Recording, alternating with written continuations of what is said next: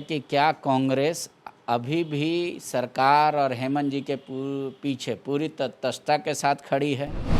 एक फीडबैक भी वो लेंगे कि क्या करना चाहिए क्या नहीं करना चाहिए, क्योंकि बार बार आप देख रहे हैं बीजेपी ये कह रही है कि अब गिने चुने दिन बच गए हैं।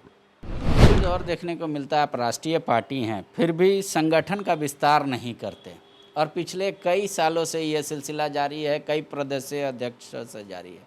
इस बार आप लोगों ने रिकॉर्ड मेंबरशिप बनाया, 22 साल में इतना कभी नहीं हुआ था।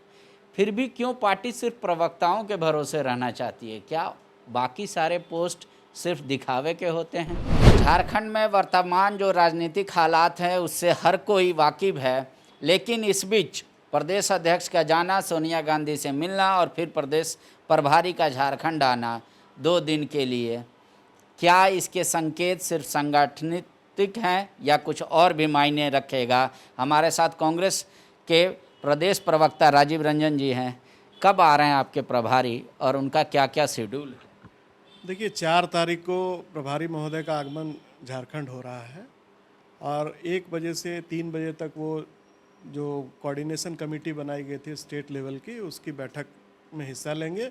तदुपरांत 3:30 बजे से जिलावार जो हमारा अभियान चल रहा था, चाहे जिला के संवाद सम्मेलन हो या प्रखंड के संवाद सम्मेलन हो, इस संबंध में और जिले में चल रहे कार्यक्रमों की भी समीक्षा लेंगे, जैसे सदस्यता अभियान हो या जन जागरण अभियान हो। इन तमाम लोगों से उन एक एक करके विचार विमर्श करेंगे और आगे की गतिविधियों पर, आगे के कार्यक्रमों को तय करने के लिए बैठक होगी।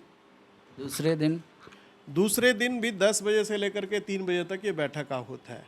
चूँकि एक एक जिला के साथ बैठक करेंगे तो उसमें समय लगता है, और पहले दिन बैठक जो है 3 बजे से लेकर 8:30 बजे तक प्रस्तावित है, दूसरे दिन 10 बजे से 3 बजे तक।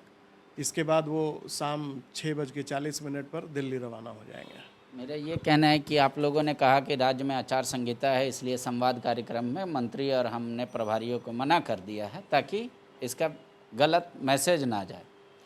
अब क्या ये माना जाए, चूँकि अब पंचायत इलेक्शन पे अब सिर्फ वोटिंग की नज़र है, उम्मीदवार लगभग तय हो चुके हैं, तो अब टास्क देने आ रहे हैं वो कांग्रेस कार्यकर्ताओं को?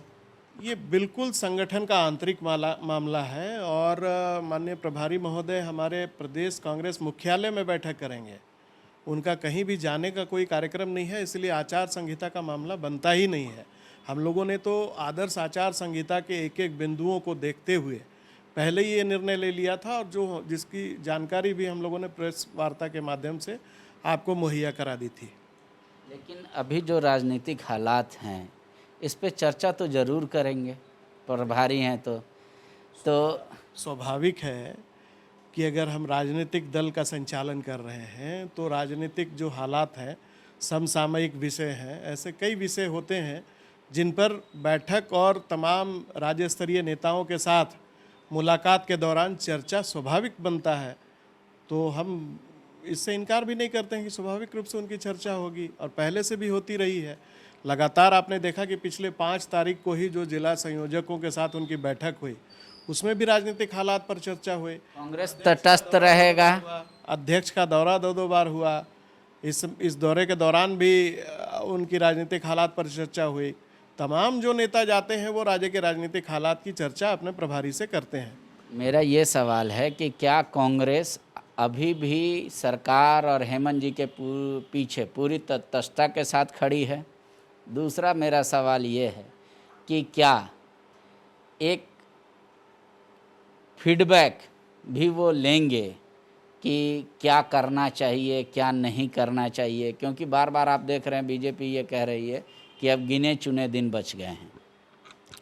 देखिए, भारतीय जनता पार्टी का जहाँ तक सवाल है, वो राजनीतिक बेचैनी पैदा करने का जो वातावरण बनाना चाहती है इस राज्य में, ताकि एक राजनीतिक लाभ लिया जा सके, इस प्रयास में लगी हुई है। मामला कहीं भी कोई है नहीं। जो कानूनी समझ जहाँ तक हमारी है, और आप जानते हैं कि मैं कानूनविदों के बीच में ही रहता हूँ, तो जो हालात बन पड़े हैं, चूँकि मामला सब जुडिस्ड है, इसलिए इस पर कोई अलग से मैं टिप्पणी भी नहीं करूँगा। लेकिन कहीं से भी ना तो सरकार को कोई खतरा है और जहाँ तक कांग्रेस पार्टी का प्रश्न है, कांग्रेस पार्टी पूरी चट्टानी एकता के साथ, चूँकि हमारा चुनाव पूर्व समझौता हुआ था, तो हम सरकार का बेहतर तरीके से संचालन करने के लिए सजग हैं। हमारे केंद्रीय नेतृत्व भी इस विषय को लेकर के गंभीर है और कई बार हमारे प्रभारी महोदय का भी बयान इस पर आ चुका है, चाहे वो अखबारों में इंटरव्यू के माध्यम से हो या इलेक्ट्रॉनिक मीडिया के माध्यम से हो। तो इस पर कहीं कोई संशय का वातावरण नहीं है पांडे जी। एक चीज़ और देखने को मिलता है, आप राष्ट्रीय पार्टी हैं फिर भी संगठन का विस्तार नहीं करते, और पिछले कई सालों से ये सिलसिला जारी है, कई प्रदेशीय अध्यक्ष से जारी है। इस बार आप लोगों ने रिकॉर्ड मेंबरशिप बनाया, 22 साल में इतना कभी नहीं हुआ था। फिर भी क्यों पार्टी सिर्फ प्रवक्ताओं के भरोसे रहना चाहती है? क्या बाकी सारे पोस्ट सिर्फ दिखावे के होते हैं, इसलिए उनकी ज़रूरत नहीं है कांग्रेस को? बहुत अच्छा और समसामयिक सवाल आपने किया है, मैं आपकी जिज्ञासा को भी शांत कर दूंगा। देखिए, अभी संगठन का चुनाव कार्य चलने वाला है, चूँकि हमारा सदस्यता अभियान समाप्त हो चुका है और हमारे यहाँ संविधान में जो प्रणाली है उसके तहत जो वोटर लिस्ट है अब उसकी तैयारी हो रही है। हमारे APRO झारखंड पहुँच चुके हैं, सभी जगह DRO की सूची बन चुकी है और BRO की भी सूची बन रही है और बहुत जल्द उनकी भी बैठक होगी। और हर हाल में सितंबर के पहले आपने जिसकी चर्चा की वो तमाम प्रक्रिया पूरी कर ली जाएगी और आपको एक बेहतर और सशक्त झारखंड प्रदेश कांग्रेस कमेटी का भी दर्शन होगा, ताकि जो यहाँ पर लोग लगे हुए हैं प्रखंड से लेकर के जिला स्तर तक से लेकर के प्रदेश स्तर तक सभी के बीच लगातार कार्यों का बंटवारा भी होता रहा है और संगठन बेहतर तरीके से चला भी है। ये अलग बात है कि कमेटी ज़रूर नहीं बन पाई थी, लेकिन चाहे वो जोनल कोऑर्डिनेटर हो, ये जरूरी ये नहीं, इसको मैं आपके दावे को खारिज करता हूँ कि सिर्फ प्रवक्ताओं के भरोसे कांग्रेस चल रही थी।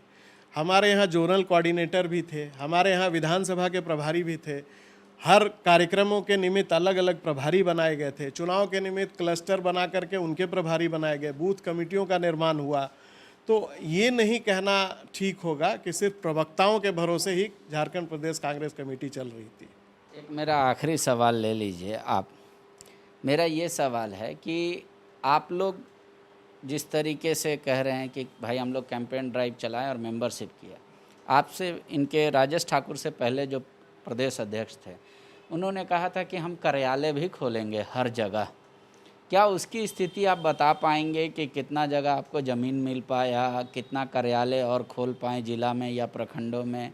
इस तरीके से कुछ है कोई आंकड़ा?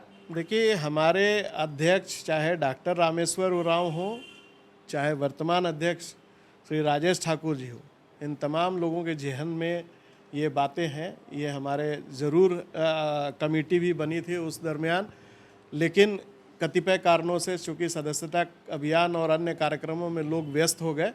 लेकिन बहुत जल्द जब हम अपने सांगठनिक प्रक्रिया, चुनावी प्रक्रिया से जब खाली होते हैं, अभी चिंतन शिविर भी है राष्ट्रीय स्तर पर 13, 14, 15 को उदयपुर में, राजस्थान में, तो इन सारे विषयों पर भी चर्चा होगी और इसके लिए राज्य स्तरीय कमेटी भी बनी है कि जिला में कहाँ कहाँ कार्यालय किस प्रकार से बनना है। कई जगह तो कार्यालय संचालित हो रहे हैं, गिरिडीह में बढ़िया कार्यालय बन चुका है, दुमका में आप चले जाइए, हजारीबाग में हमारा बहुत बृहद कार्यालय है। तमाम जगहों पर जहाँ कई एक ज़िलों में है जहाँ भविष्य में उसको बेहतर तरीके से कार्यालय का निर्माण करा करके संगठन का संचालन करने की हम प्रक्रिया में लगेंगे। शुक्रिया। प्रभारी जी आ रहे हैं 2 दिवसीय दौरे पर झारखंड में। वो कह रहे हैं कि पार्टी कांग्रेस भवन में ही वो बैठक करेंगे, लेकिन बैठक का तो आपको बता दिया किनके साथ करेंगे, लेकिन सरकार को लेकर, अपने मंत्रियों को लेकर क्या कुछ कहेंगे वो हम आपको बाद में दिखाएंगे। लेकिन पहले वर्तमान टीम को बधाई हो, क्योंकि इन्होंने सबसे ज़्यादा मेंबर बनाया है, लेकिन कमेटी का विस्तार कब होगा इसके लिए थोड़ा दिन और इंतज़ार कीजिए। शुक्रिया। TheFollowUp.in. Like, share and subscribe. www.thefollowup.in